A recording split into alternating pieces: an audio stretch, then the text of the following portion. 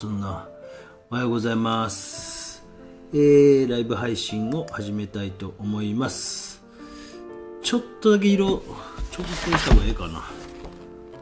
まあ若干明るい気がするけど、まあいいか。定例の12月の2日、汚いね2日土曜日、9時36分、土曜日の午前中はなるべくこうやろうと思っております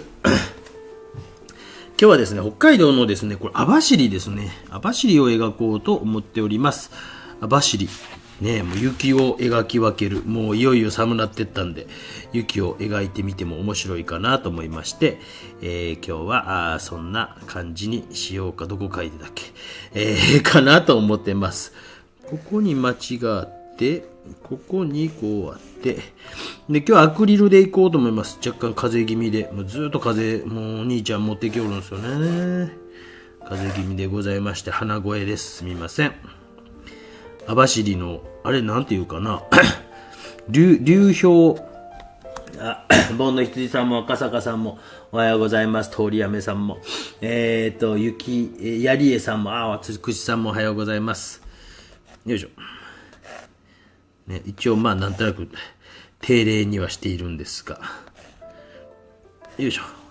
本来やったらまあもしかして横浜に行っていたかもしれないんですが、その予定がなくなりまして、今日定例のやっております。 6B で書いてます。若干明るい気がするけど、大丈夫かな。アクリル絵の具でいこうかなと思います。これは何だけ、誰か後でまた答えてください。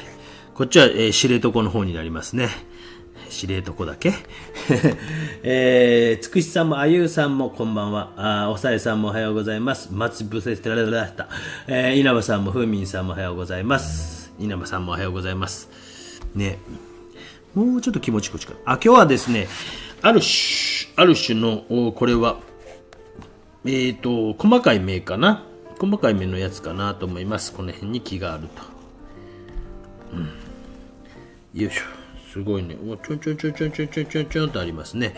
これ一昨年になるのかな。2021年のに取材に行ったものを使っております。こんなん書くんかって感じでしょ。今日ちょっとだから上級編というのは、まあ、難しいです何がって言われても困るんですけど、まあ普通に考えたら難しいやろうなと思ったんで上級編という名前にしておきました山田さんも吉谷さんもおはようございます。吉谷さんっていうのも初めてではないか。ちょっとね、今日アクリルちょっとパレット映らんね。ごめんなさいね。パレット映らん。ある種の細めですね。よいしょ。まあなんかキャンもう外れてしもた外れてしもた。はい、まあ、外れてしもたから使い切ろうかな思ってます。この緑のやつ6号ぐらいのサイズです。まあこれよく6号ぐらいって言うてるのは日本の規格のサイズと違うんですよね。日本の規格サイズと違ってフランスサイズなので若干こう太めというかそんな感じだからです。よいしょ。ドライヤーでまあちょっとなぞるように、形を描いていきます。まあ平面から平面なんで形がそんな大きくこう皆さんも狂うことは少ないかなと思いますけど、まあ、とりあえずはこう空気遠近法をちょっと無視して、まず形を取り直すところからちょっと始めていってます。若干つけてもいいかな。宮原さんも佐藤子さんも伊藤千恵さんもおはようございます。みちみちさん遅い残念。笹葉さんも絵描き猫さんも皆さんおはようございます。なんかねちょこちょこ会った人たちがいますもんね、横浜で。本来やったらまあ今日もしかして向こうに行っていたかもしれないんですが、しまった。その時使った画材が送られてきてたな。連絡するの忘れてた。届きましたって言わなあかんの忘れてた昨日届いてました。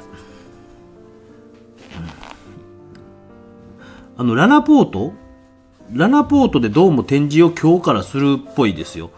横浜のララポート、もし3枚なのかどうかもちょっとよくわかんないですけど、細かく聞かなかったんで、横浜で描いた絵に関しては、ララポートで、飾られるそうなので、もし見たい方ね、初めてチャット参加させしましたということで、吉谷さんね、どんどんしてくださいね。もう遠慮なくね。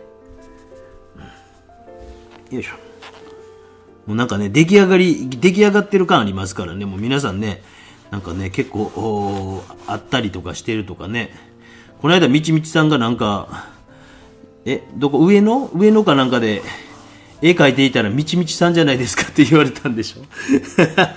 みんな有名人になってきてるね。面白いですね。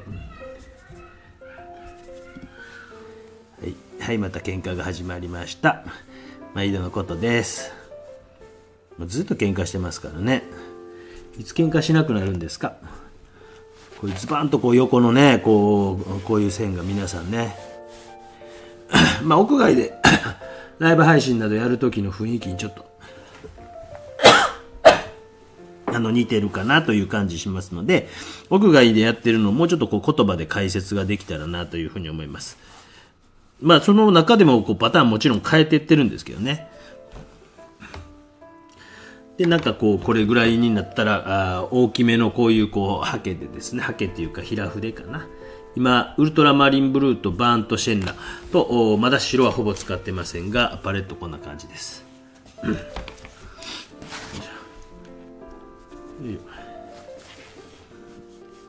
で、こういう平筆のですね、こういう使って、難しいんですよ。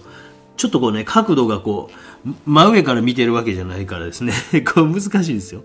皆さん一回やってみたらわかりますよ。ちょっとね、形が少し狂ったりすることをお許しください。よいしょ。言い訳した。で、チャッケーと。網走からですね、網走の流氷なんとか館みたいなところに連れてってもらったんですけど、友人がですね、でそこから見ている感じでございます。よいしょ。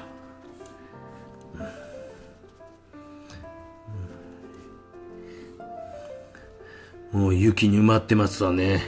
もう北海道ってなんか今日も朝のなんかニュースで北海道でオーロラが見えたみたいなね、ニュースがヤフーニュースの私のところに来てたんで、ウェーと思って。もしかしてね、オーロラって見えるんですか、北海道。そんなヤフーニュースが出てましたよ。横浜の M さんもおはようございます。恵子さんもおはようございます。まあそれでちょっと北海道を描こうかなと思った次第です。もう横浜もね、もう喧嘩始まった。新横浜はあれですね、羽田空港から高速バスが出てて、それすっごい便利だったですね。それでいつもひょこひょこと野良犬のように行ってました。よいしょ。水の量がちょっと少なかったかな。ちょっと赤を入れたいなと思いますので、少しこのスカーレットレッドをちょっと出そうかなと思います。また喧嘩しとるな。ほんまうるさいですよ。う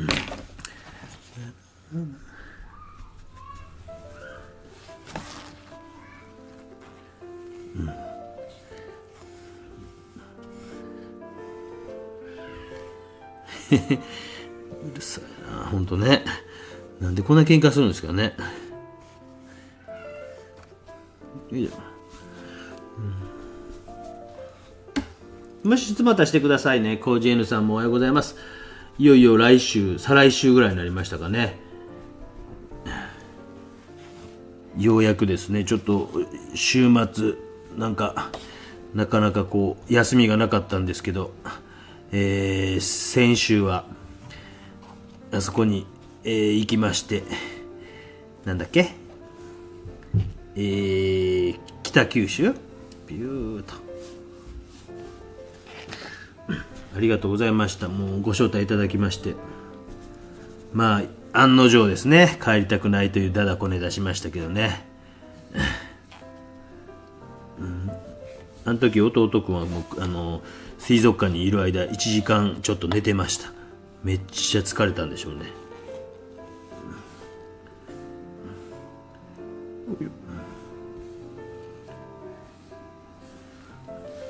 ここにこうあれですね、なんか木のあれがここにこうショベルカーがあって、ショベルカー書くかでしょうけどね、もういらんかな。よいしょよいしょ。全部枝を描くわけではなくて、ほんの少しだけでも基本的な形となる部分だけでも描いておくと。もし詰まったら遠慮なくしてくださいね。よいしょ。特になんか話すこともないので、なんか政治資金の話しだしそうなんで、よかったら絵の話をしたいのでパーティーの話しだしそうなんで、はい、独り言のようにこう喋り出しそうなんで、いやほんとね、そうかと思ってね、話し出しましたよ。またね、僕は福岡で個展してる時になんかやってましたもんね。ライブ配信、福岡の個展の見てみてください。なんか500人ぐらい、これ友人の僕の友人の多くの話なんですけどね、500人ぐらいじゃないですかね、キャパはって言ってましたけど、2000人来てたそうですもんね。帯広行ったんですが、帯広ってあっちの方はあんま降らないのかな。だいたい500人ぐらいのキャパのとこだと思いますよって言うから、500人のパーティーなんやと思って。でなんかパーティーが終わってゾロゾロゾロと人が降りてきて、めちゃくちゃ人出てきて、うわなんじゃこれと思ってて、だ中には2人か3人僕のこと知ってて、1人は僕の絵買ってて、パーティーですかって聞いたら、めちゃくちゃ人多くて入れんかったって言ってそうか、キャパなしでああいうのってできるんやと。そういうことか、今思えばですね。2000人入ってたって言ってます。そういうことか。お金って必要なんですね。本当大変ですね。すみません。質問してください。近景は手前の雪景色、そうですね、これね。近景、円形、中景、近景、円形についてお話ししてください。もうこれは明確に中景はここの町なんで、奥がここの山がなんで、今回はアクリルでやっていくんですけど、これ完全に空気遠近法を使うのがもう一般的なこれぐらいのですね、情景ならばなので空気遠近法というのを使っていきます。で、一番オーソドックスはやっぱり奥から描いていくのが一番オーソドックスかなというふうに思ったりとかします。なんかとにかく鮮やかさ、サイドと奥の方はやっぱサイドを落としていくっていうのと、コントラストを弱めていく、円形ね。で中形は多少つけて、近形は強めにしていくっていうのが定石ですよね。ただ僕の場合は見せ場みたいなのをちゃんと遠近感を出すけども見せ場みたいなのをちゃんと作っていって、これだったらもう一番奥の円形に持ってこようかなってふと今思ったりとかしてます。これ何かな、その辺をどこに持ってくるかですよね。ブリリアントブルーで、なんか一般的なのはなんか手前に持ってきたから楽は楽です。コントラスト強くしていけばいいし、鮮やかにしていけばいいので、でも絵としては面白くないし、ありきたりになるし、やっぱり奥の方からですね、僕は見せ場作っていく方がなんかなんていうかな。でこれは例えば空気の層がかかってるような感じにしてる。で初めに描いた色とかが消えないですよね。これね、アクリルやからですね。でそういうメリットみたいなのを使いながら、で手前の方はちょっと若干紫がかった感じにしたいんですけど、昨日送られてきたアクリルの絵の具の段ボールを開くの忘れてた。パーマネントレッドなのかなこれ。でまだこの段階っていうのはそんなにちょっと紫にしました。赤を入れてね。でなんかこれが下地みたいな感じです。でちょっと影とかに見えてきてもええかなぐらいの感じで今塗ってってます。そうだね、なんか話するの難しいですね。なんか言葉にしてこうするの難しいですね。でも形は別に消えずに、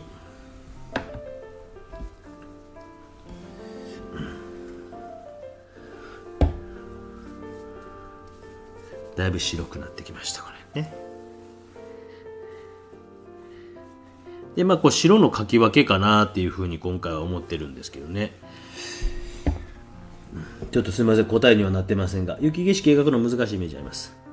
北陸在住、吉谷さんも北陸在住。北陸も大変でしょ。もうね、雪かきね。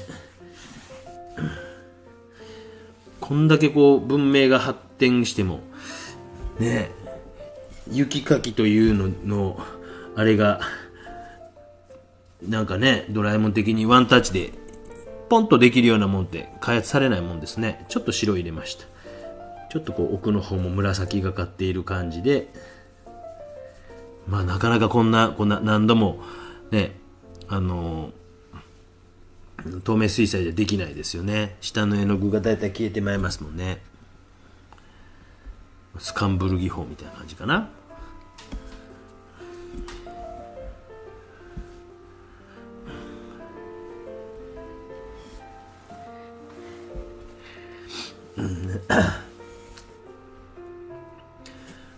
兄弟がね、なんか手つないで歩いてんの可愛かったですよね。いつもやったらあれいいんですけどね。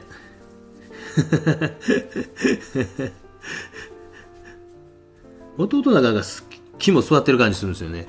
お兄ちゃんが結構うわーってなるんですよね。もうやられたーとかね、なんかおもろいなー思って見てます。弟はなんかずしっとしてますもんね。よいしょ。で今でこうなんていうか、まあ手前の方がコントラスト強くて奥の方コントラスト弱めましたよね。こういう風にこう作っておくと。今年の芸大2次油絵道具以外全部不可、油絵の具道具以外全部不可になったらしい。俺の YouTube 見てな。まあ歩き戸樹脂まで OK なんやろから、まあそんなんできると思うけどね。私の YouTube 参考になるもの多いと思いますよ。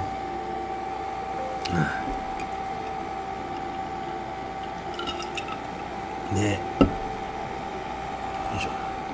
ちょっと乾かしますね。まあ私が教えてた時もあれ何年かな、123辞める27歳6歳5歳大学院の2年生の時かな、2425、今から24、5年前もありましたよ。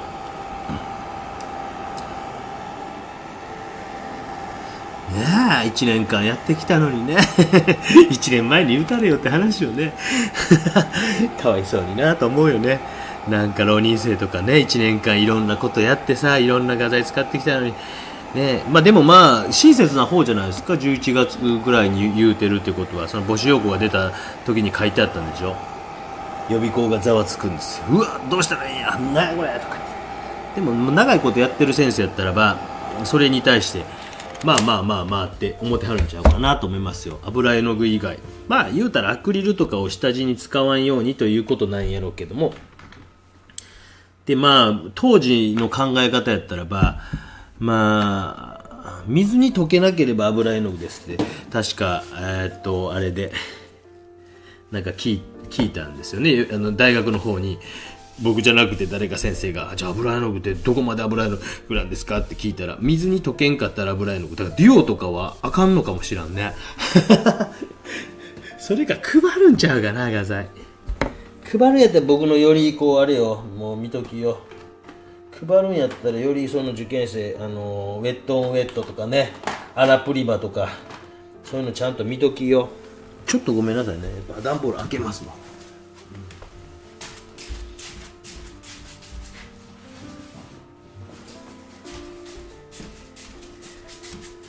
書ける人はね、どんなあれでも書けるんですよ。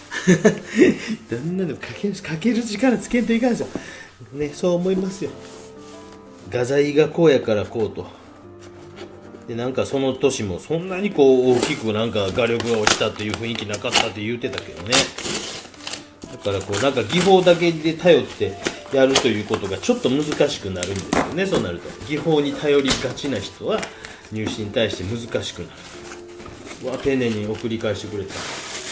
ありがとうございました。結局使わんかったエアブラシができんかったけど、このね液状のリキッドタイプのもありがとうございます。いやいや、そりゃそうよね。20何年前もありましたもんね。でその時にもなんか下地にこう色塗らんとできやんっていう子もいて、すげえマスキングテープの貼り方、さすが体育会系体育会系。すいません、これを探してました。チタニウムホワイトドデカタイプ。まあかける子はかけるからね冷たい言い方、冷たい言い方。逆に高校生とかもチャンスになったんちゃうかなね。逆になんかね、もうやり方がこう決まってしまってるような子の方が難しいかもしれないけど、まあ今から何ヶ月もあるからできるでしょ。楽勝楽勝。みちみさん受けること考えてんのかなそういうの何、ツイッターとかで情報得るの？もう僕は全然わからんけど、全然にじみますね。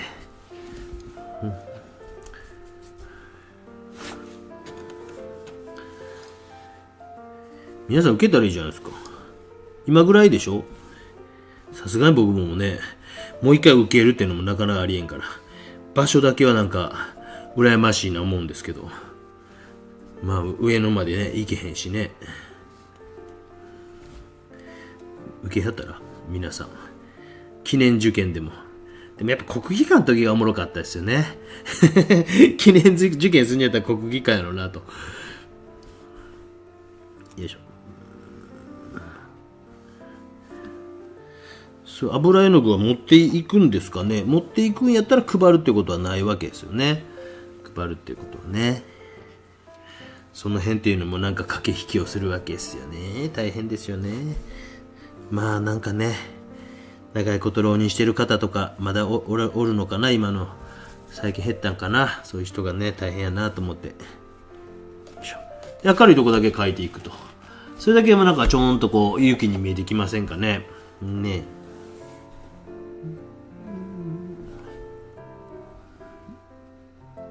えらい静かになった。買い物行ったかな。買い物行くかもしらん。ちょっと大変なんですよ、2人連れて行くの。緊張感ありまくりですよ。これ全然書いてないね。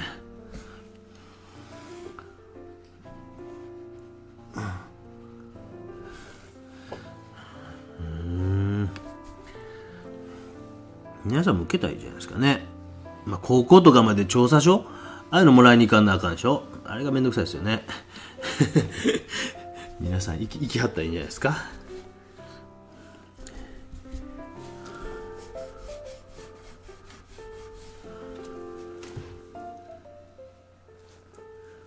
もうなんかこれで綺麗ですね。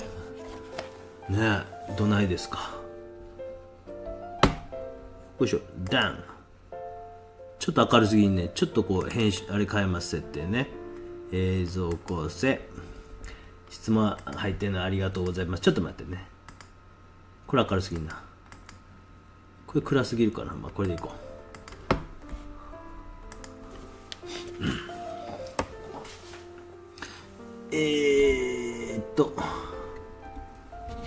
ヤーさん、私も北陸ですが、今朝霧が濃くて、そうなんですか。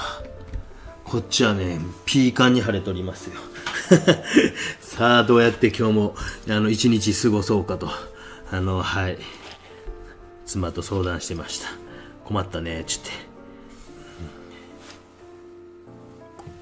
ちょっと筆に汚れがついてます。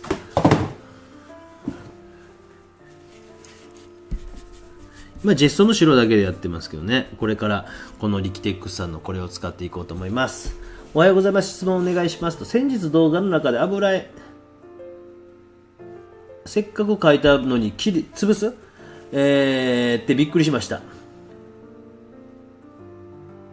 潰した後は潰す前のようにしっかり描いてはいけないんですか。描いてもいいですよ。まあ、どの道塗り残るので、まあちょっと分かりやすいかもしれんけど、ちょっと待ってね。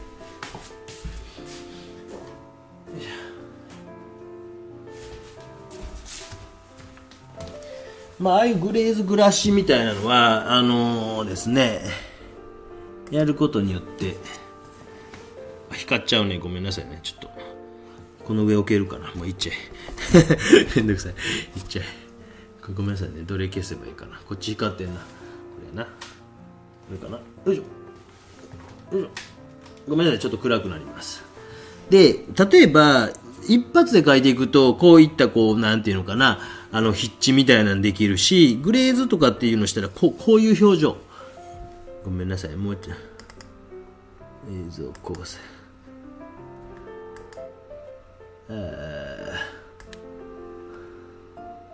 よいしょ。わかりますかね。こうやってアップで見ると、で、まあ、影の部分とか、ここなんかグレーズしたような感じが残ってるんですよ。で、不透明の絵の具を塗ってるとか、グレーズの状態が残ってるとか、まあ、こういう表情とか、こういう表情、わかりますかね。が残せる。一方、やっぱり絵の具のスピード感みたいなバーっと出せるけど、構造みたいなのが作れないと。だからこれで、なんていうのだいぶ違いますよね。まあ、そんな違いないかもしれないけど。で、そういうグレーズとかしていく方法もあれば、こういう風にあれですね、アラプリまで描いていくっていうのもあります。まあ、どっちでもいいんです。選択なんかはね、もう皆さんが好きな方でやればということでございました。わかる？だから構造を作るからこそできるということがあるんですね。ね、イケメンですよね。ありがとうございました。あちらからちょっとライトつけます。ごめんなさいね。ちょっと白すぎるかな。よ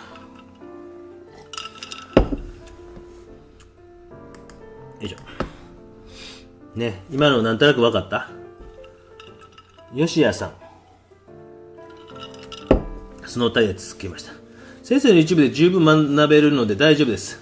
アトリエがあるのは羨ましいですが。タイヤ交換済みですと。ねえ。まあ、だから、まだ全然乾いてなかった。最悪やね。触ってしまった。だからその辺がね、どっちでもいいんですよ。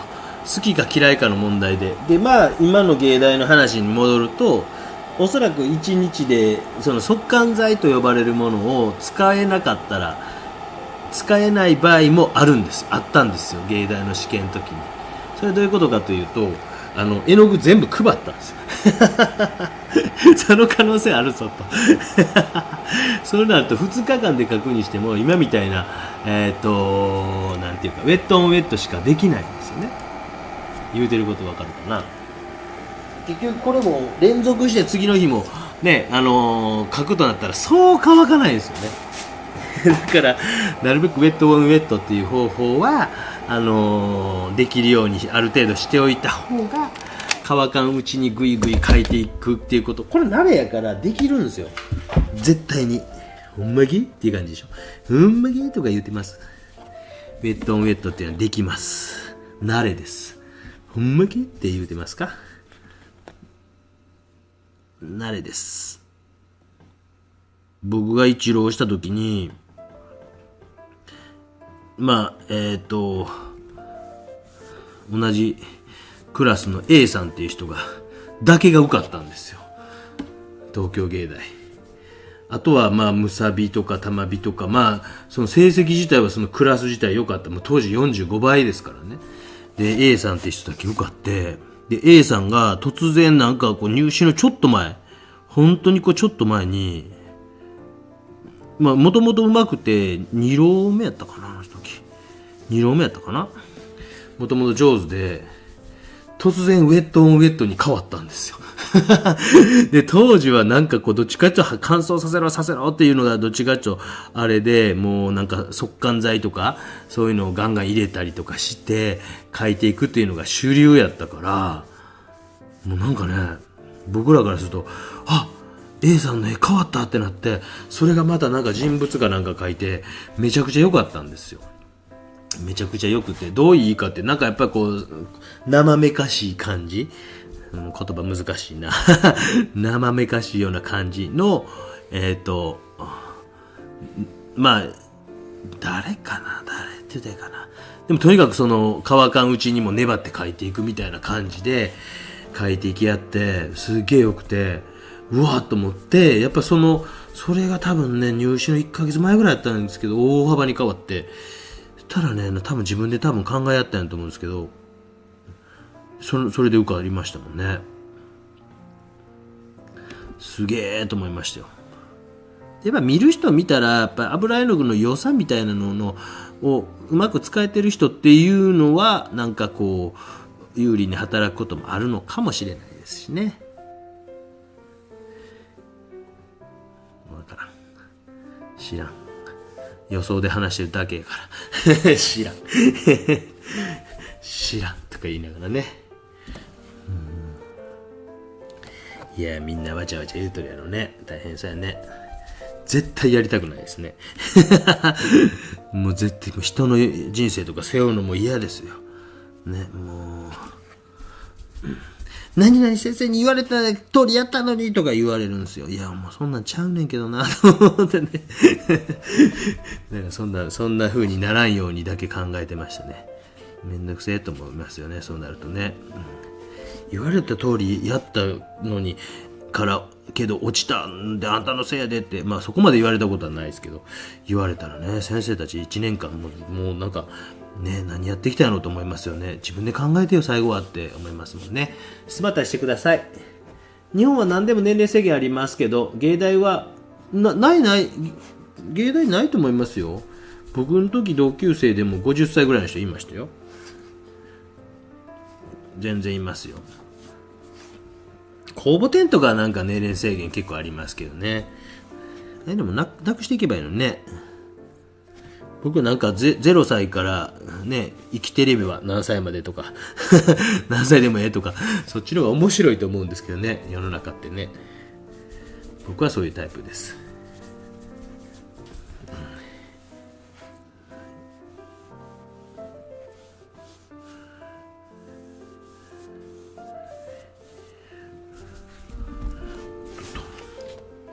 いや、静かやな。この辺にうっすら影も落ちてるね。まあ、この辺からこう微妙な白のかき分けみたいなのをしていきながらですね。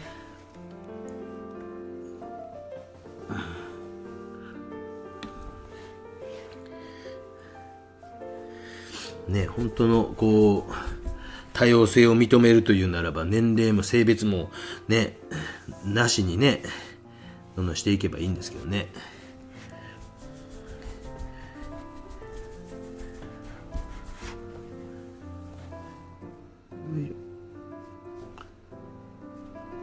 で、このぐらいになってきたら、ちょっと奥行きみたいなのは出てますけど、奥の方だけでももう主役となるようなところとかは僕はちょっとこう書いてあげたりとかします。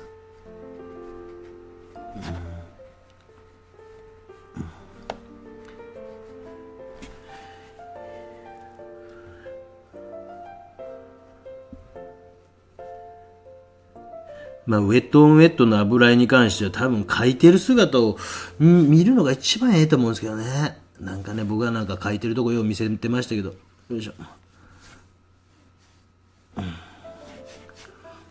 でそれでサボってるとよく言われましたけど。すいませんとか言いながらね。よいしょ。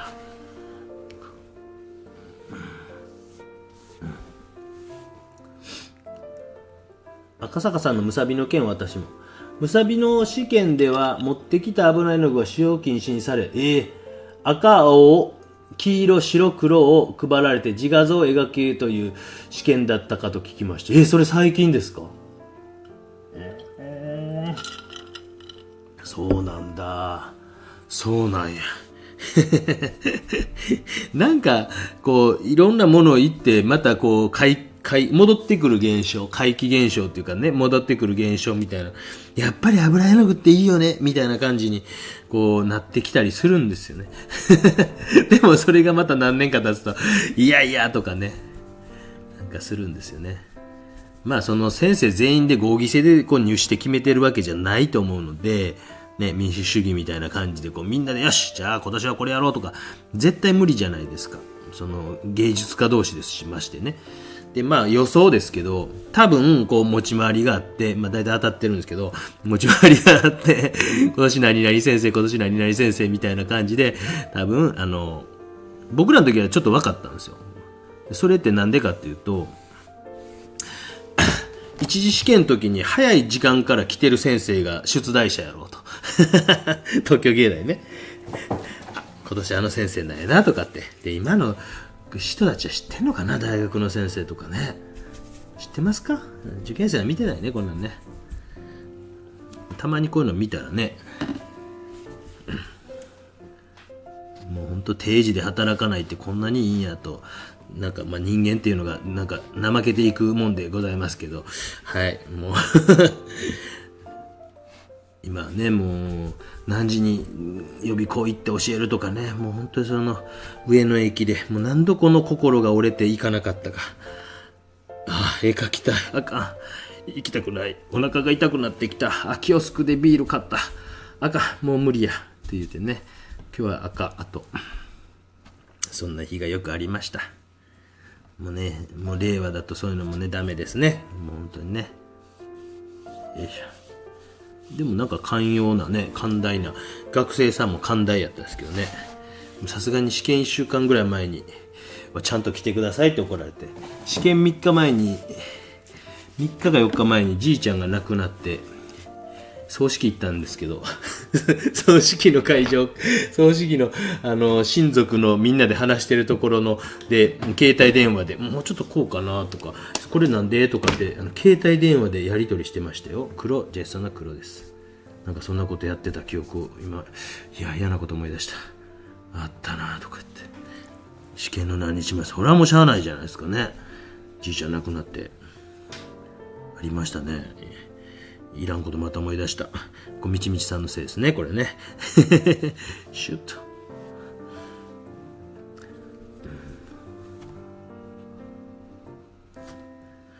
むさびも思い切ったことしますわね。まあってことはなんか皆さん先生方が思ってることがあるんでしょうね。もうなんかねまあもっと油絵の具とかの使ったらええやんとかもうこれだけでも絵なんて描けるんやでとか、まあ、私の YouTube そういう点で言うと参考になるのはあるかもしれませんよね。描けって言われたら描けますよある程度ね赤3色で描けって言われたら描けますけどいや家描きたいから僕はやりません。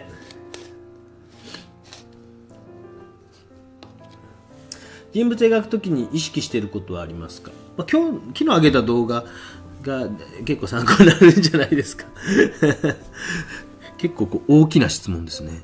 結構大きなでもまあなんかどうなんですかね。人物描くとき意識していること、まあ、人物画を描くっていう感覚であんま描いてないものもあるのでその風景と人物とかねなんかあるのでその人物画っていう風にあんま考えてないところはあるかもしれないですし、まあ、最近はどっちかというと自然と人シリーズみたいな感じで自然の中に人がいるみたいなのを結構こうやってます。まあ、あんまやってる人もおらんっていうのもあるし、まあ、そういう作家さんが好きやっていうのもあるからなんか、まあ、人物画という意識ではあんまり描いてないかなと思います。よいしょよいしょ。ごめんなさいね回答になってないかもしれませんけど、まあ、これはもうまさに風景画でしょうけどね今描いてるのはね。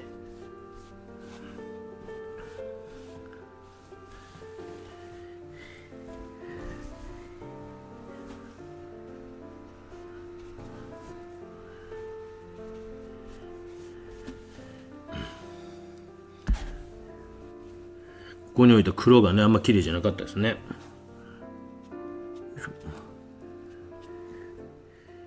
結構筆ねこう平筆こうやって使えますからね。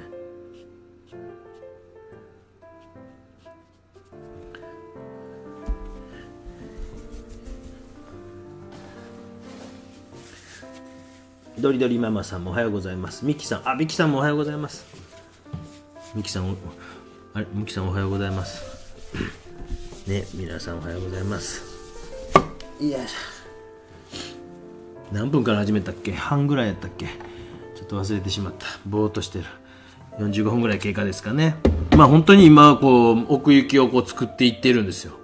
一番手前っていうのは結局ぐーっと書いたらすぐ出てくるので、そんなにこう意識せずに、やっぱりこう中継がここになるのか、よりこれが近景になるのか、奥ですよね。でとにかくこうその奥行き感みたいなのを意識していって、これよりも暗い色っていうのは置かないようにも意識、これより暗い色、もうこれがもうマックスぐらいの気持ちで、もちろん細かい仕事とかはしていくんですけど、筆がない、ごめんなさい。よいしょ。あんまり筆ないな。いや、ようやく昨日、正直昨日ようやく名古屋の展覧会予定がようやく目処だった。疲れた。ようやくて、1週間前なんですけどね、1週間前ぐらいで搬入というかですね、取りに来てくださるんですよ。ありがとうございます。 F 君ありがとう。ちょっとこれ使いますね、これね。でニスとかかけやんといかんから、もうここがリミットなんですよね。だいたい5日前とかよく聞かれるんですけど、いつ完成ですかとか、もういつまでもやりたいはやりたいんですよ。でもなんとなく逆算して、もう1週間前ぐらいに終わらせて、で完全にこう乾かして、その際例えば部屋のなんていうんですか、暖房を1日1回はつけるようにしてですね、22度設定ぐらいのヒーター的なやつで、そういうの1日1回はつけるようにして、部屋自体を温めてあげるようなことを1日1回はするようにして、で毎日ちょっと触ってみて、大丈夫かね、乾いてきたかなとか、結構ヒヤヒヤなんですよ。それで来る前日にだいたい日数をかけます。よいしょね。ちょっとピンと合ってないかな。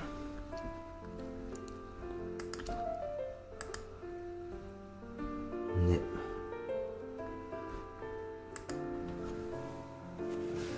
MM さんしてないです。写真っぽく描くようにはしてないです。よいしょ。こちらはちょっと雪のあれが上の方に。よいしょ。よ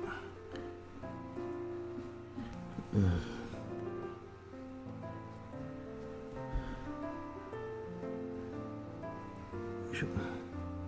ピュッピュッピュッピュッピュッと。明るいとこだけ。ちょっとピン、ごめんなさい、映ってなかったね。ごめんなさいね。ちょっとここ書いてみました。よいしょ。そうすると奥がある程度こうできてきて、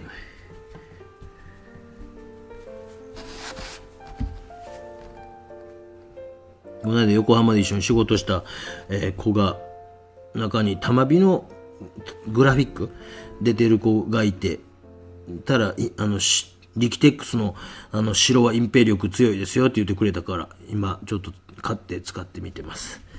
確かちょっと型練りで、ジェストよりもちろん硬いので、そういう意味ではええかなと思いますね。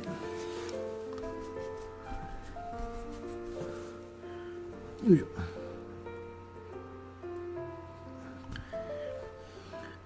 こういう海にこうかかっていくようなとこ、明るい色で描いてってますよね。明るい色でね。で暗い色というよりは、今回は明るい色を中心に多めに描いていってます。これちょっと柔らかめに練ってあるのはジェッソ。ここなんか湖みたいな感じだったな、確か。よいしょ。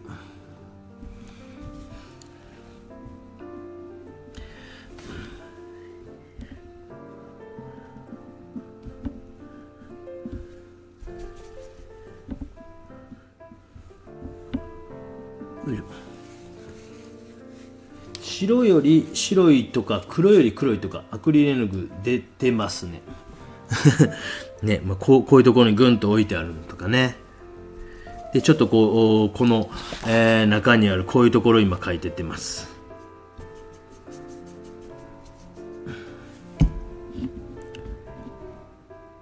でこういうところのこう白みたいなのを少しこう書いてってます。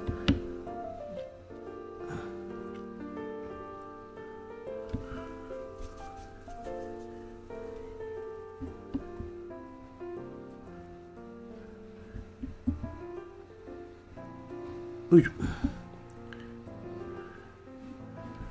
いしょ。皆さんもこう絵描いたりしてるんですか、今日なんかは。ね。アクリル絵の具はシルバーホワイトないよね。チタニウムだけやろうね。なんでやろうね。やっぱ有眼性がね毒性が強いから子供とかにはあまりっていうのかな。なんでやろうね。まあチタニウムで十分。厚塗りっていうのはなかなかこうねゴテッと乗せるっていうのはモモデペとかで対応してくださいやってことなんかもしらんですよね。よいしょ。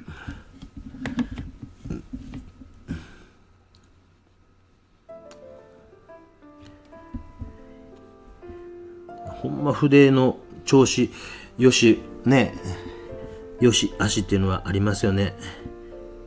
あんまこう調子が良くないですね今日ね。なんか筆がねもう限界値が来てるんでしょうね。そしてちょっと手前の方はねよりこう明るくそして厚くこうちょっと塗っていく白を描き分けるということで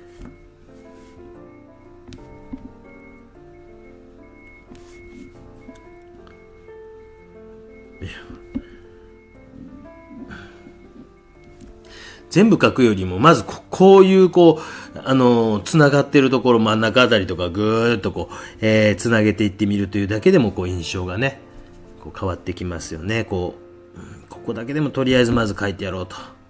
で現場で描いてる時はそういう風にこう画面の中で全部描いてるときついから、とりあえずまずこう局部的にもやってます。ここだけはまずこう前後関係出したるどーということですね。実物目で描くのが一番いいことは分かってますが、絵にするために写真撮るときは主役を決めてもう他はその時にはもうビジョンできてますか。できてますできてますできてますよ、ある程度ね。ただまあ結構こう撮ってあと大きめに周りも全体を大きめに撮ってトリミングすることとかもあります。で多分それも動画作ったような気がするんだけどな。こう生物かなんかを写真に撮ってっていう動画を作ったような記憶があるんやけど、まあ、そのところで多分ちょっとやってたようなそんなんやった記憶があるけどいつかはちょっと忘れてしまいましたね。生物顔っていうのでそういうこととかもやってますよね。だからちょっと一回り大きくとかですね。でまあ、シャリだけさんとこの2つがこうねポンポンとね主役みたいな感じの絵かなと思いますけど、でこうちょっとこうアクリルで、水の量とかを、多くしたりとか、薄くしたりとかしながらちょっとこうですね何もこう水をつけないような白で、描いていくような時はちょっとこうかすらせて描くような感じ。そういうふうにこうちょっとね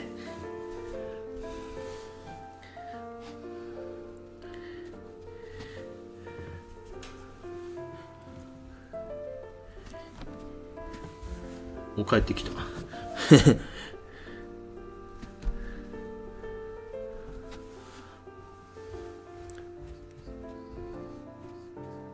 いしょ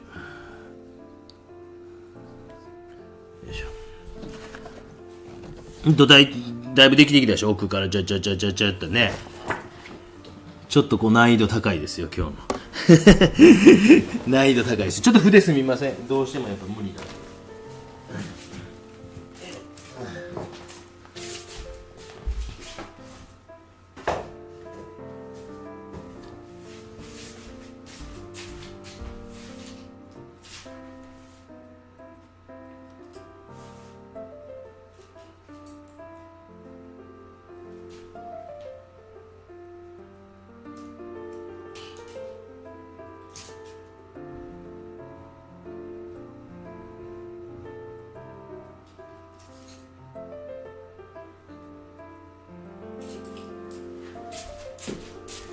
こに持ってきてもあかんわとかようありますけどね使えんわとかねありますけどね、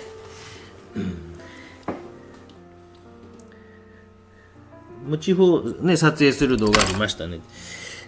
あれどこかな、まあそんなんもありますしね。今日色ね本当に使ってる色ねもう一回言いますけど少ないですよ。多分これで最後まで黄色もしかして黒ですね。これはジェストの黒とこの青は何だっけな、これかな、ブリリアントブルーでウルトラマリンブルーで茶色がこれやったかな、バーントアンバーこれがスカーレットレッド、確かこれそうやね。でこれが何だっけ、なんとかレッド、パーマネントレッドやったっけと白、ジェストの白とですね、先ほどのあれですね。ということでちょっと書き込みをしていこうと思います。もし質問あったらすみません。あんまちゃんと答えれてないような気するんですけど。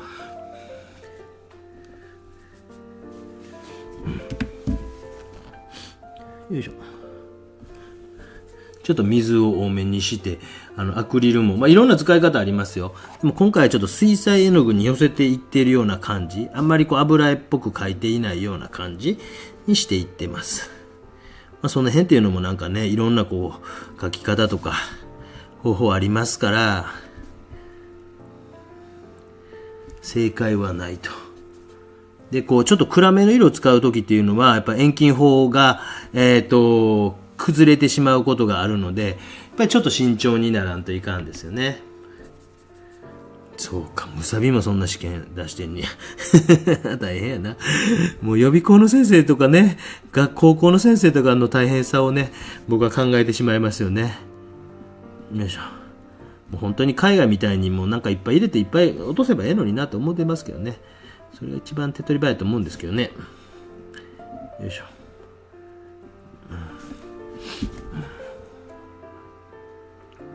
ビューッと。これはまあまあ調子いいですね。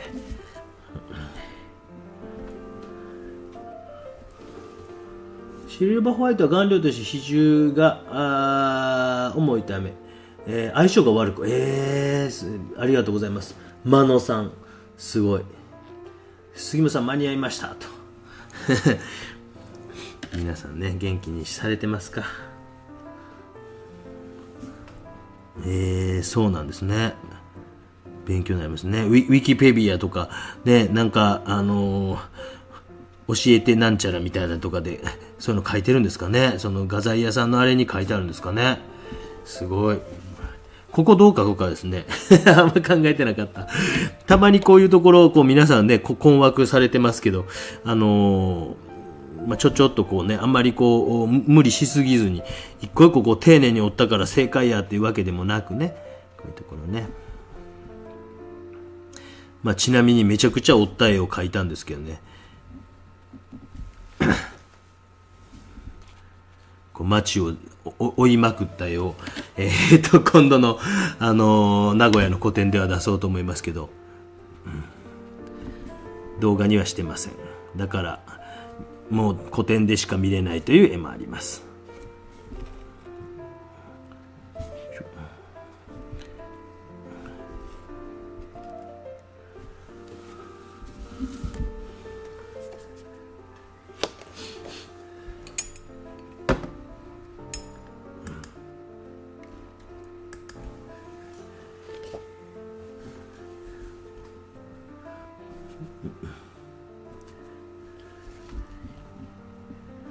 もしかしてもうメンバー限定に変えちゃってるかもしらん。そんな気がする。そんな気がしてる。そのやつ。結構マニアックすぎんな思って、質問されるのめんどくさいな思って、メンバー限定に変えてるかもしらん。ごめんなさいね。そんな記憶がちょっと蘇ってきた。2日間ぐらい公開して、もうやめとこうと思って。そんな気がするわ。まあなんかね、細かいカメラのあだこうだとか聞かれてもね、もう知らんもんは知らんので答えるのめんどくさくなるんですよね。ごめんなさいね。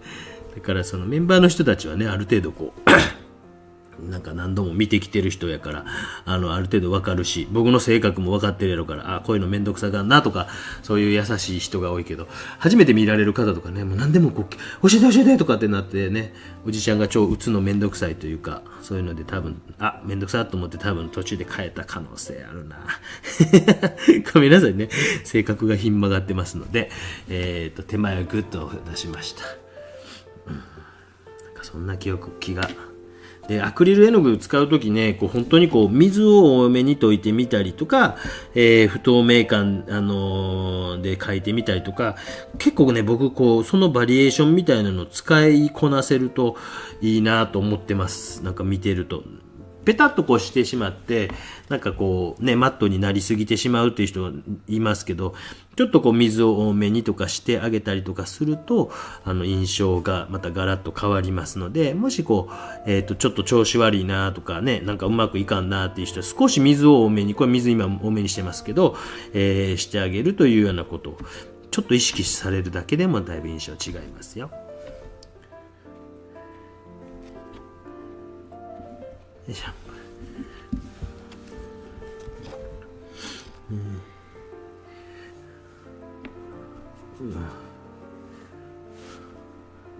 いしょ。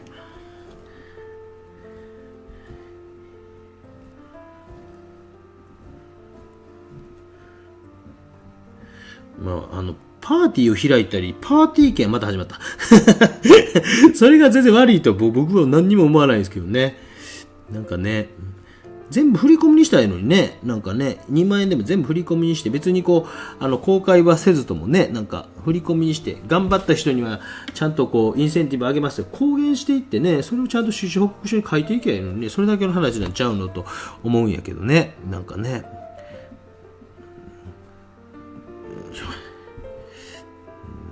なんかね、なるほど。緑になってるんですね。なんか緑になった？名前の色が緑の人たちはメンバー。そうそうそう。個展は15日は会期中。15日会期中ですよ。そうか、緑の人ね。なんか、ちびっこのちっちゃいアイコンがついてる人たちです。ちっちゃいね。それが、入ったばっかりの人は生まれたてのやつで、3ヶ月経ったらちょっとなって、もう半年以降は同じです、ずっとね。メンバーが緑初めて気がつきましたね。そうかね、チャット来られてる方ほとんど、そうメンバー限定ちょっと変えとこうか。今一瞬変えるよ、じゃあ。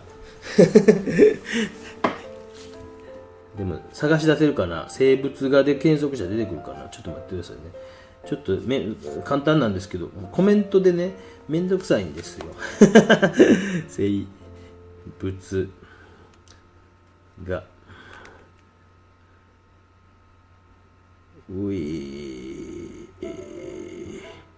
これかな。初めて見せます。これ僕も見れないんですよね。見れるのかな。これやったっけこれやったっけ変えとこうか、これ。ごめんなさいね。これやったっけな。これやった。構図の決め方プロが教えますっていうやつ。メンバーシップ上公開。変えときました。こんなやつ。初めて見せますと。こんなやつ。またすぐ戻しますから、皆さん探すなら 2,3 日ですぐ戻すと思いますので質問めんどくさいのでごめんなさいね。めんどくさいですよ。すいませんね。もう申し訳ない。頑張ってるつもりですよ。これでもね。おじさんが一生懸命ね、もうこの老眼やのにスマホで一生懸命返事してるということだけでも褒めたってほしいですわ。ね、褒めたってほしいですわ。そういうことですね。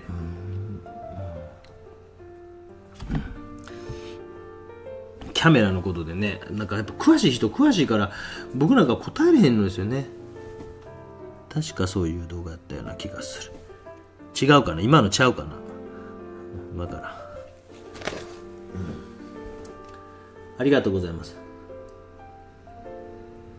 私もちょっと出せる感じになるか不安ですが、今回難しくて取り掛かれません。全然なんで簡単じゃないですか。何でもいいんですよ。2020あれから23っていうことで何でもいいんですよ。なんかマスクつけてる人が外したでもいいし、マスクつけてる人ばっかでもいいしね、何でもいいんですよ。そういう人多いやろうけどね、いっぱいありそうですけどね。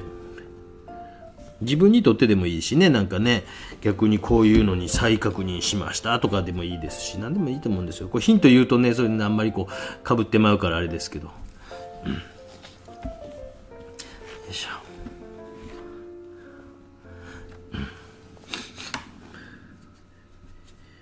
ね、皆さん頑張ってこう勝手に公募展も出してくださいね。もう本当にね、年末わちゃわちゃ楽しみましょうよね。まあ1000回でも1000回でいいんじゃないですか。ラッキーパンチもあるかもしれないしね。よいしょ。名古屋出張と被るので、銀座も出張で伺いましたってことで、そうですか、ありがとうございます。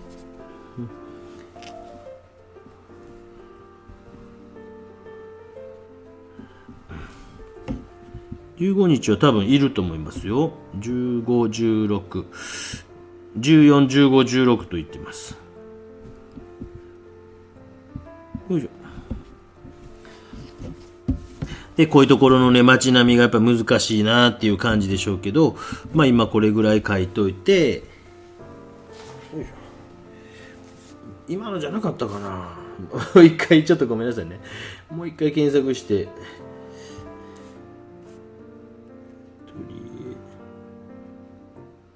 これか。ごめん、これか。もう一個あるわ。これか。1600円で出てるけどね、推定収益。これ見せたらあかんねん。ごめんなさい。これか。ごめんなさいね。この動画で1600円というね、言うでしもった。公開。これか。こっちやね。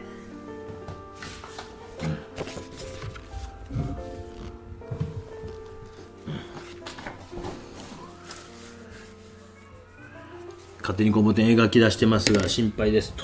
大丈夫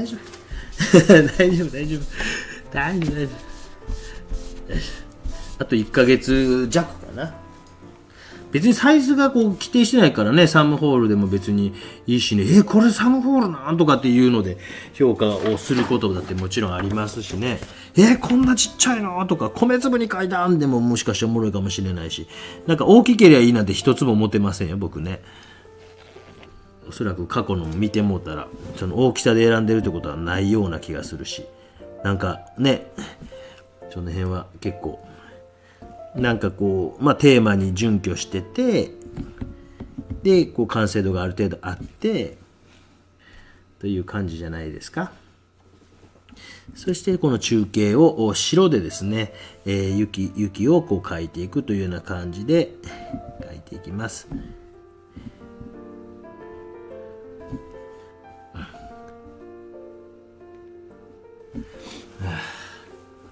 なんかね、だいぶ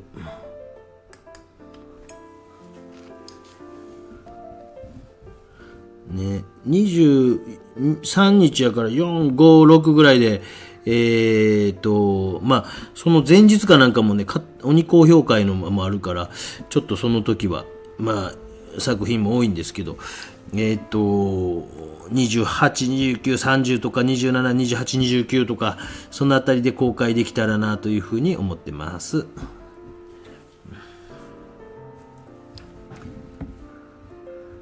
そうね、構図の決め方ね。構図の動画いっぱい上げてるからね、そういう参考にもできるかなというふうに思ったりしてますよ。別に今のじゃなくてね。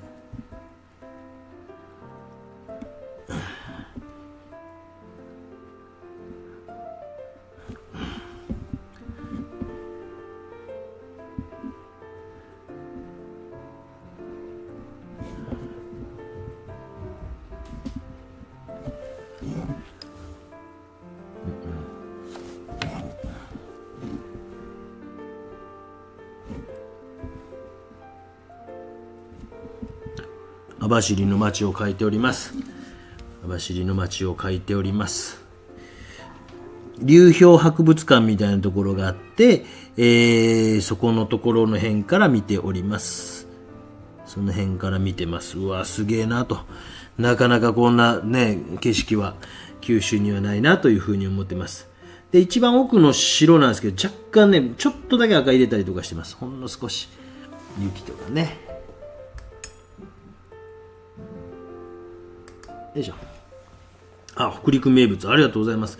生ものとか、やめてくださいね。ごめんなさいね。ホテルで食べてくださいって結構おじさん一人なんで、辛いので、皆さんね、その辺お願いしますね。おじさん一人でね、今日食べてくださいとかよくあるんですけど、あれ結構きついんですよ。おじさんやから。おじさんってそんな食べれないし、酒飲んでるし、ね、枝豆となんか焼き鳥3本で十分なおじさんやからですね。よいしょ。名古屋の個展楽しみです。ギャラリートーク参加します。ありがとうございます。なんか絵描くだけかもしれないですけどね。あんまり期待せんでくださいね。もうね。でもね。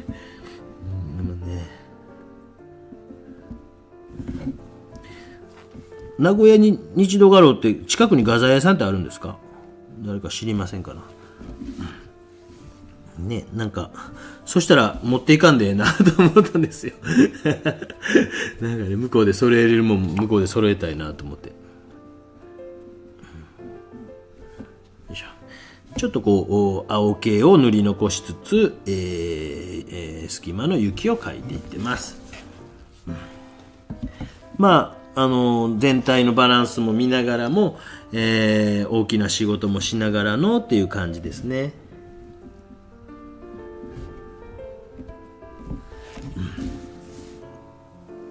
まあ今日の絵はちょっとね、最近ではかなり難しい方やけど、なんとか見えてきたね。やりだすときいつも若干不安なんですよ。特にこんな感じの絵はね、いけるかな。この辺とかで流氷見に行った記憶あります。この辺にも流氷を見に行ってきました。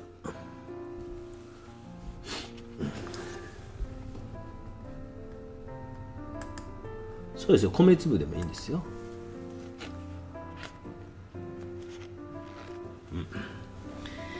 よいしょ。少しこ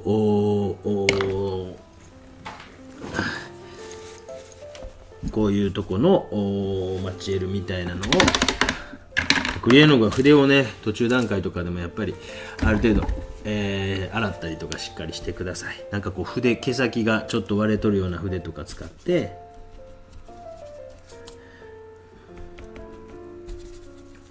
少しこう水気を拭き取って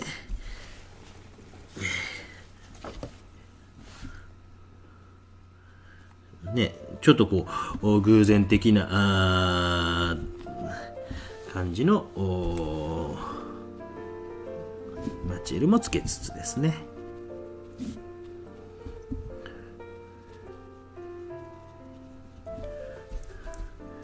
皆さん大丈夫、できる、勝手に公募点出せる。まあね、まあ恒例にしていきたいけど、やっぱりこう投稿者が少ないと若干こう気持ちもこっちもね、やっぱ落ち込むので、もう終わりかなとか思ったりするんですよね。ね、やっぱね、皆さんで作っていってほしいなと。おっちゃんのこう YouTube はぜひぜひ協力体制のもと、ね、おじさん一人でやっております。最近はちょっとね、こう動画編集してくださる小広さんとかね、借り上げてはる人とかもいますしね。出だしのオープニング、すごかったけどね。ごめん、あれ僕のせいなんですけどね。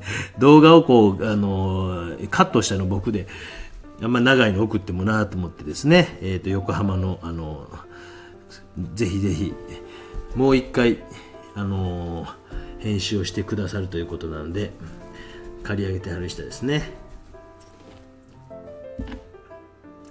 地下鉄乗ってパルコに世界堂、世界堂って名古屋にもあるんや、すごいな。まあなんか土曜日の午前中がちちょっと暇なんですよね。11時から画廊開くんですけど、だからなんかね、どっかで絵描いてもいいかなと思うんですけど、画材を、そのライブ配信の日なんですけどその前にどっかでやろうかななんて思ったりしてるんですけどね。で午後ももしかしてね、なんか絵描くかもしらんし、よいしょという感じでこう密度を上げていっております。少しこうかすらすように描いて、はい、いい感じやな。よし、よし、やっぱ1時間以上かかんね1時間10分やっぱかかってんね今日ね。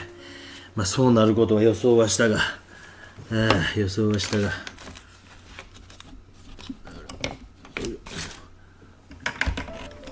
もう1本ぐらい筆あったんやけど、どこ行ったか。でなんかちょっとこうマチエールとかをちょんとつけるようなとこがあったりとかですね、人の足跡があったりとかですね。名古屋自体もほぼ初めてですね。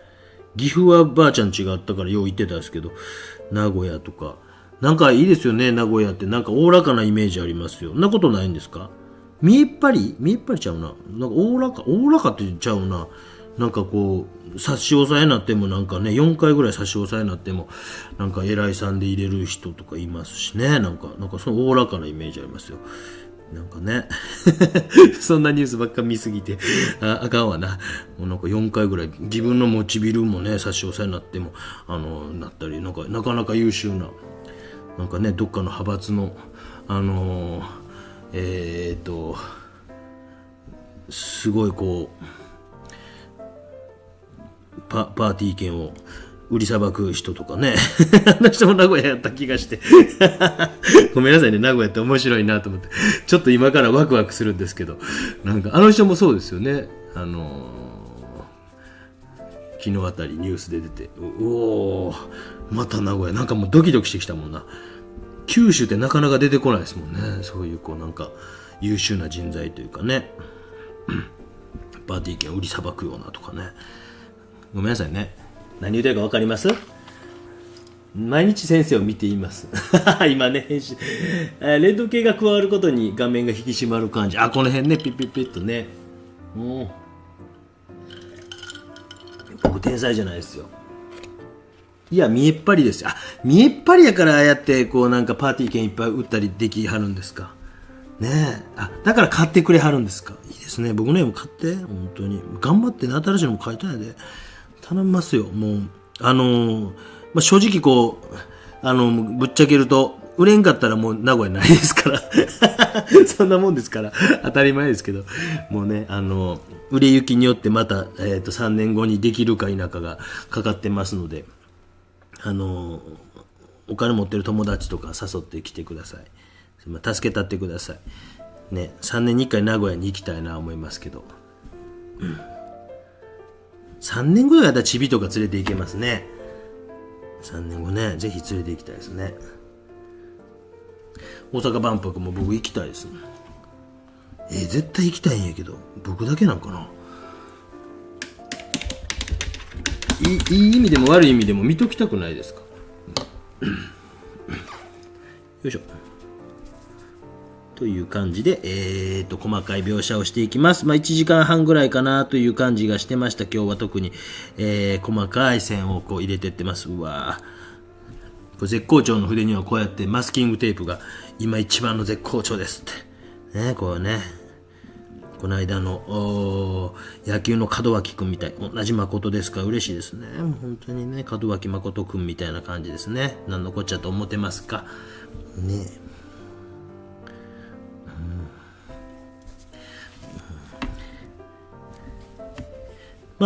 電柱とかあっても書いたり書かんかったりかな。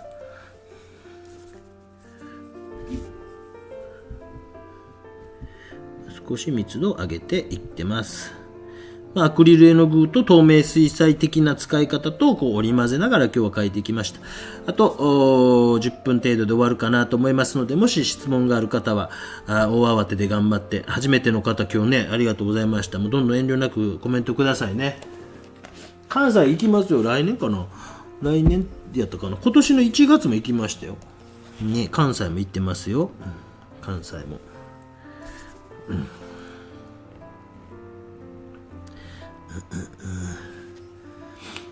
関西は今年1月に確か行ったと思います。今年。大阪ですね。まあ正直ね、東北とかも行きたいんですけどね。どこに行けばいいんですか、東北。仙台でもね、岩手、福島、どこがいいんですか。福島ちょっと行きたいんですよね。なんか大学の友達が同級生2人福島出身がおって、会津若松いたかな。まあ今も東京におったり、一人はグアムにおるんですけどね、福島出身やって、あ、そうやったねとか言ってて、福島とかね、岩手とか用意してた後輩が岩手やったりするんで。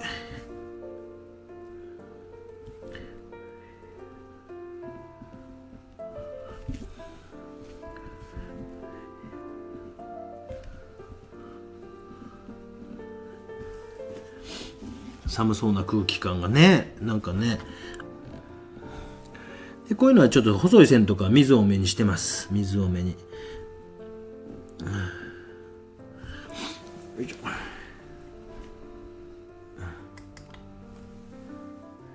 ょ。予告の動画見てきます。関西。ギャラリートークとかどこかに書いてあります。書いてます。なんか宣伝お知らせですとか、なんかそんな動画です。よいしょ。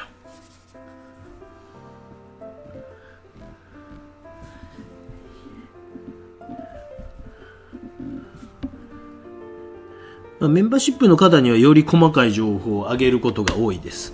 まあなんかここで書きますせとかねもうしゃあないですよね。もうそんなにいっぱい来られすぎても困るしみたいなですね。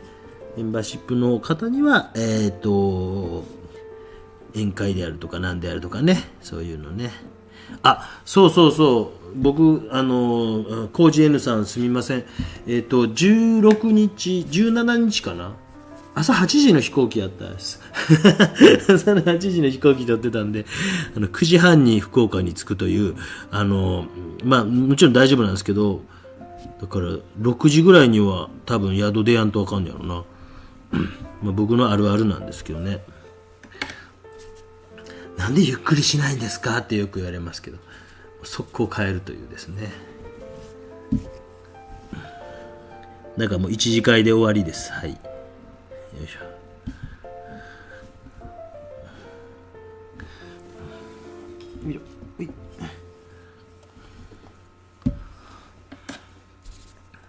まあ最後ちょっと密度とかを詰めながらですね、全体的なバランスも見ながら描き込みながらですねしていってます。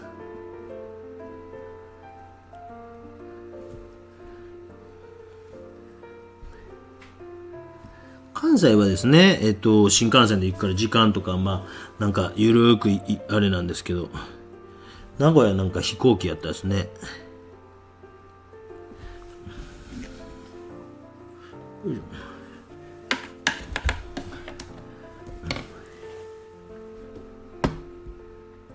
山が2つ仲良く並んで、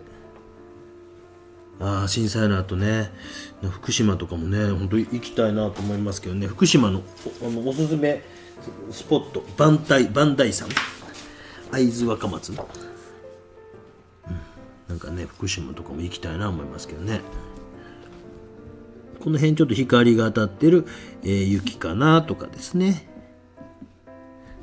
ちょっと密度を上げていく仕事をしていってます。よいしょ。芸大の試験ね大変やね。なんかむさびもちょっとそういうのを聞くとなんかね、まあ現役生ももちろん大変やけど浪人生を思っちゃうよねなんかね1年間いろいろやってきて7ヶ月ぐらい経って油絵の具だけですとか言われたらわーってなってるかな。でもみんな条件同じやからね。それでも圧倒的な勝利を収めてください。私みたいにね、絵の具を6色ぐらいで、むさびの試験のように僕は絵の具をほんの少しでいきましたよ。アクリル絵の具ね。頑張ってね。細い作業好きですと。ね、ニョロニョロ系ね。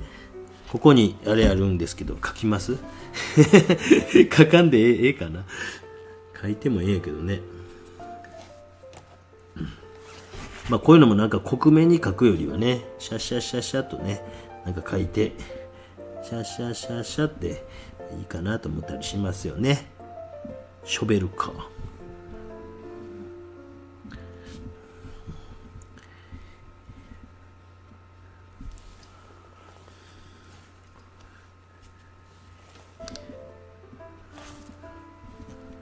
この辺にね、家があって、なんかこの辺が街並みかなとか、この辺は民家系が多いかなとか、なんかそんな考えながらですね、この辺は民家系かなとか。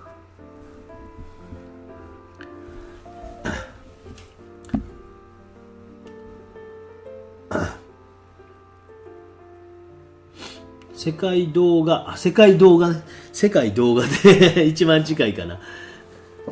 セントラル画材が近いかも。うわ、ティッシュなくなった。セントラル画材っていうのもあるんですか。ありがとうございます。皆さんのこの貴重な情報を行く前日とかに見て、またそういうのをチェックしますんで、めっちゃ助かります。何も知らんから。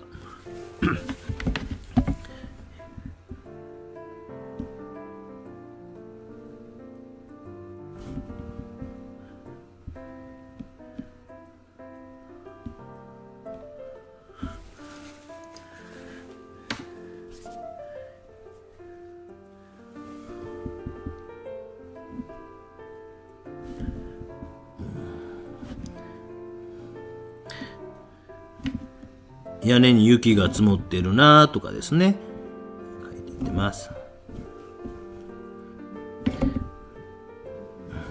向こうにある街並み、この辺のラーメン屋に入ったような記憶あるなとかね。この辺は流氷が流れてやるなとか。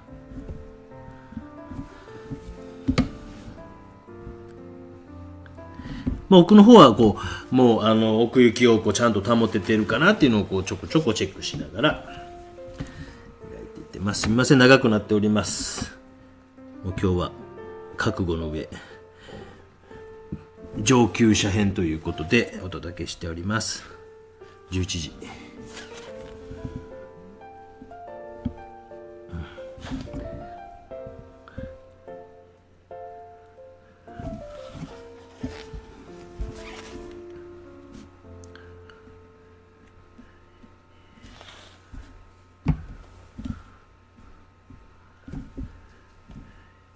この辺もね、ブルドーザーがバーッと工事車両が走ったような感じもあります。よし、最後細かい描写をして終わりたいなと思います。今日も楽しいね。めちゃくちゃ楽しいね。もっと黄色ぐらい入れてもよかったですね。ちょっと頑固になりすぎたね。このぐらいでも最後までいったろうと思ってですね。むさびが5色ぐらいの時ありましたっていうあれを見て、ちょっと意地になりましたね。描けます。100点満点の絵はね、日頃描いてるような絵は絶対描けないとは思うんですけど、ね、ある程度のことはできますからね、画材が。それぐらいでもね。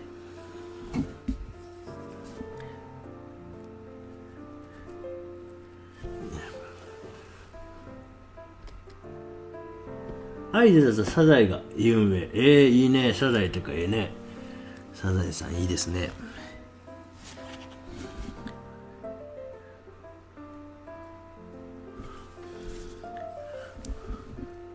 みちみちさんよう知っとるもんな。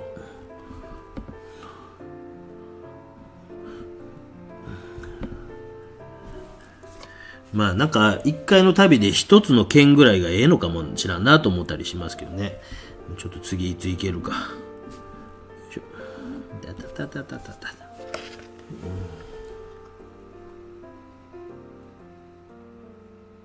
上級、中級、初級は何が違うんですか？まあなんか難しいかなとかその程度です。前もそれどっかでコメントしたけど、なんか何やったかな。なんかこう、まあ、普通にこの奥行きとか、この街並みとか細かさとか、まあ普通の人やったら難しいかなぐらいの感じで、なかなかこう、この1時間半とかでは皆さん書くのは大変なんちゃうかなっていうことで、今回は上級にしました。中級はまあ、ある程度、そんなに形も難しくないけど、ちょっと技術的に、まあその辺適当です。はい、すみません。よいしょ。なんかね、これは逆に初めての人でもできんちゃうかなと思ってやるけども、初級編としてやるけど、できるかって突っ込まれていつも終わってますけど、その辺はなんかこのぐらいやったら皆さんできんちゃうのと思ったりとかしてるやつは初級編ってあげてます。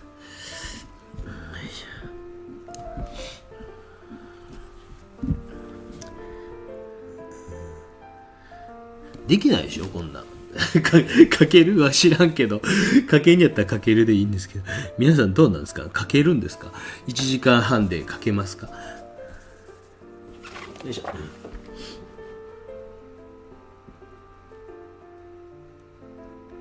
セントラル画材は狭いですから、まあいい、全然いいですよ。そんなんね、狭いセントラル画材。なんか、いや、クロッキーみたいなのやりたいなと思うんですけどね。まあでもモデルがおらんから、なんかこうね、なんかいい手ないかなと。まあ行って14日に行って考えようかなと思ってるんですけど、なんかね、イーゼルがあれば、ね、あとモデルがいたらいつかね、クロッキーやってんのも見せたいなと思うんですけどね。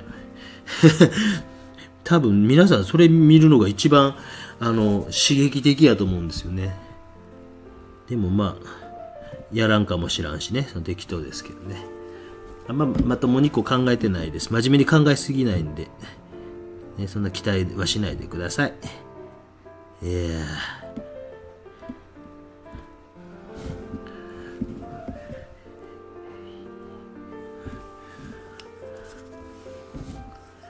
ここのなんかこう木とかそんなん書かんで、そんなね、かなとか、抑揚つけております。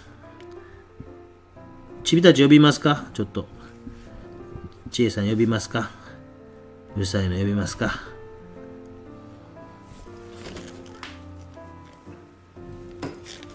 ねえ。あんま最近呼んでないですもんね。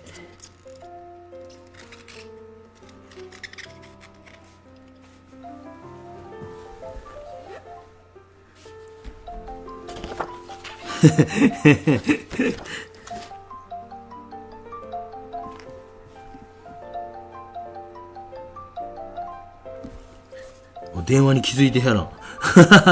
下におんのに。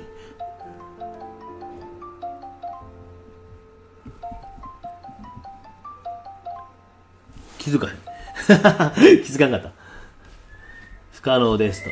呼んでください。クロッキーみたいです。よいしょ。いいんじゃないですか？ちょっとマスキング外そうかなと思います。1時間30分、90分で描きました。難しいですよ、やっぱりね。お兄ちゃん、とうくん、あっちゃん、おい、笛吹いてます。笛吹き少年ですね。まあこういう時はサインは白で、ティッシュがない。絵のできたね。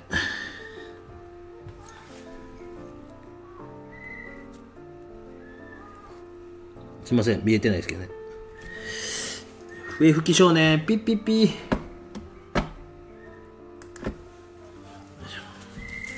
サインを入れました。おお、どうでっか。個人的にはええ感じ。まあライブ配信とかね、屋外でやるときこんな塩梅ですねっていう感じでございました。お兄ちゃん、とうくん、お兄ちゃん、お兄ちゃん、おいで。おいで。ピッピッピッピッ。おいで。みんながはっちゃんのトークに会いたいって。笛吹き少年が来ました。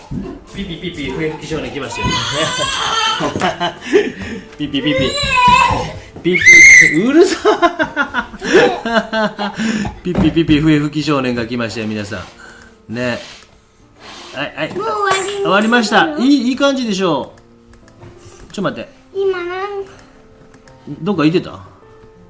ヒカキン来てる？ヒカキンは来てないね。ヒカキンさん誰かいますか？ヒカキンさんいますか？おーいって、ヒカキンって、トク、ヒカキンって。ヒカキン。トクマイク？ヒカキン。前に来る。うわ、鼻水すごい。いや、ヒカキン。すごいトクの鼻水。すごい。ヒカキン。ヒカキン。ヒカキン。ヒカキン、おーいって、なんか質問あれば、師匠たちに質問があれば。ちょっとティッシュ汚いけどさ。絵の具ついてねえか。よいしょ。あ、ごめん、絵の具ついてしまった。ごめん。オッケー。ヒカキ取れたヒカキ。ンおーいって。ン。いた？ヒカキンだよって、ほら。あ、ヒカキン来た。これと。ヒカキンです。煩悩羊さんという伊藤千恵さん、ヒカキンどこ？素敵なのできましたね。ということでございました。ね、なんか、普通のヒカキン。前髪揃ってる。ちょっと遊ばして。ヒカキン。ね、ハロー YouTube ってほら、煩悩羊さんがいる。羊のヒカキン、かわいい。お前、重いよ。ということで、皆さんありがとうございました。お兄ちゃん、バイバイってできる？バイバイ。やって言ってます。なんか質問があれば。や。跳ねてて可愛いね。これ全然治らないんですよ、これね。お兄ちゃんのね。昨日なんか風呂上がりに、あ、やめて。絶対あかん、何してんの？